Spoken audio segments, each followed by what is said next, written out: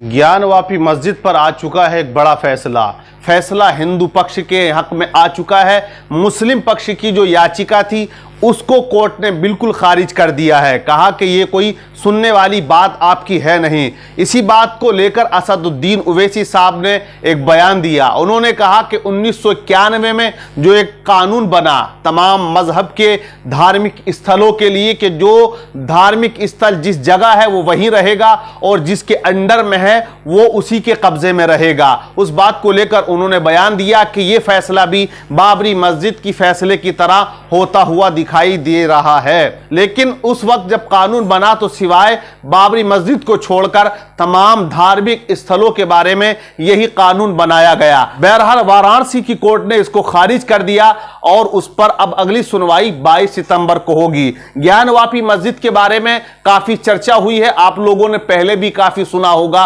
क्योंकि ज्ञानवापी मस्जिद वो है जिसके बारे में तरह तरह की राय लोगों ने पेश की है। इतिहासकारों ने अलग अलग उसका इतिहास भी बयान किया है। किसी ने कहा कि वो मस्जिद औरंगजेब ने बनाई है। अब उस पर यह भी इल्जाम तराशी की गई कि यहां पहले मंदिर था उसको तोड़कर बनाई गई है। लेकिन कहीं इतिहासकारों ने यह भी लिखा है कि यहां जहां मस्जिद बनी है, मस्जिद थी, करीब में जो मंदिर है वो मंदिर अलग बनाया गया, यानी मस्जिद अलग बनी मंदिर अलग बना। यह भी इतिहासकारों ने अपने इतिहास में लिखा हुआ है। और भी बहुत से रीजन ज्ञानवापी मस्जिद के बनने के बताए गए हैं। बहरहाल जो फैसला आ चुका है तमाम लोगों के सामने है। लेकिन मैं आपको बता दूं कि इस्लाम क्या कहता है। इस्लाम कभी ये नहीं कहता कि किसी की जमीन पर नाजायज कब्जा करके आप मस्जिद बनाएं या ज्यादती के साथ मस्जिद बनाएं। आप प्रॉफेट मोहम्मद सल्लल्लाहु ताला अलैहि वसल्लम की जिंदगी को देखें। जब आप मक्का से हिजरत करके मदीना जाते हैं, वो सबसे पहली मस्जिद जो बनाई गई जिसे आज हम मस्जिद नबवी कहते हैं, उस मस्जिद की बुनियाद उस जमीन पर रखी जाती है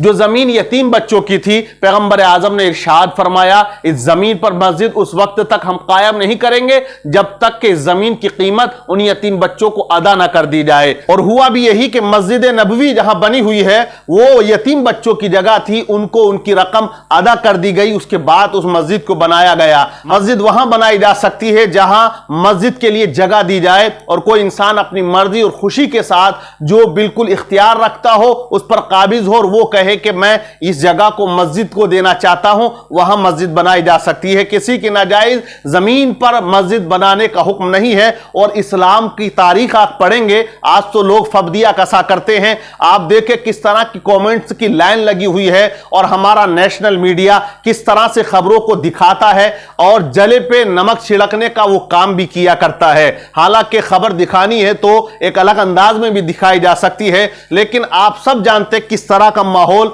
हिंदुस्तान में क्रिएट किया जा रहा है। मस्जिद, मदरसा, पर्दा, हिजाब, तलाक, यही मामले चल रहे हैं और आने वाले वक्त में यही चलता रहेगा। इसके अलावा आपको और कोई सुनने में आएगा नहीं, क्योंकि इसी से टीआरपी भी चलती है, रोजगार भी चल रहा है, न जाने कितने पत्रकारों की दुकानें चल रही हैं। क्योंकि अगर मस्जिद, मंदिर या हिंदू मुसलमान ये लोग ना करें तो इनके चैनल या इनकी जो दुकानें हैं वो बिल्कुल ठप हो जाएंगी। आपको इतिहास का और तारीख का एक चैप्टर मैं पढ़ के बता देता हूं कि मुसलमानों की तारीख क्या रही है। क्या मुसलमानों ने किसी की इबादत खानों को तोड़कर अपना इबादत खाना बनाया? नहीं। आप पढ़े हजरत उमर इब्ने खत्ताब रदियल्लाहु ताला अन्हु की तारीख, वो बादशाह से जिन्होंने 22 लाख मुरब्बा मील पे हुकूमत की। लेकिन जब बैतुल मुकद्दस को फतह किया, फिलिस्तीन को फतह किया और आप जब वहां के दौरे पर गए तो ऐसा हुआ, जब शहर का दौरा आप कर रहे थे, इसी अशना में नमाज का वक्त हो जाता है। गिरजाघर करीब था, वहां के ईसाइयों ने कहा आपकी नमाज का वक्त हो चुका है, आप चाहो तो इस गिरजाघर के अंदर नमाज पढ़ सकते हो। आपने कहा मैं किसी के इबादत खाने में नमाज नहीं पढ़ूंगा, इबादत नहीं करूंगा। कहीं तारीख में जुमला ना लिख दिया जाए कि देखो मुसलमानों ने ईसाइयों के गिरजाघरों पर कब्जा करके और उनको तोड़कर वहां इबादत की है, नमाज पढ़ी है। मैं किसी के घर पर जाकर नमाज पढ़ सकता हूं, लेकिन वहां जहां ईसाइयों की इबादत होती है वो लोग जाते हैं, मैं वहां जाकर इबादत नहीं करूंगा। हालांकि आपने मना फरमा दिया वहां नमाज पढ़ने से और आपने कहीं और जाकर नमाज को अदा किया। हालांकि उस वक्त फिलिस्तीन को कब्जे में ले लिया था, इस्लामी हुकूमत कायम हो चुकी थी, लेकिन आपने में नमाज पढ़ने से उस जगह जहां ईसाइयों का गिरजाघर था मना फरमा दिया। कहीं तारीखदान इस बात को ना कहने लगे कि देखो मुसलमान जहां कब्जा करते हैं वहां तमाम इबादत खानों को तोड़ देते हैं। तो इस्लाम जहां गया है वहां जुल्म और ज्यादती नहीं की, बल्कि जो जिसका इबादत खाना था, जैसे इबादत करने का हुक्म था वो कर सकता था। ऐसा नहीं था कि उनसे जबरदस्ती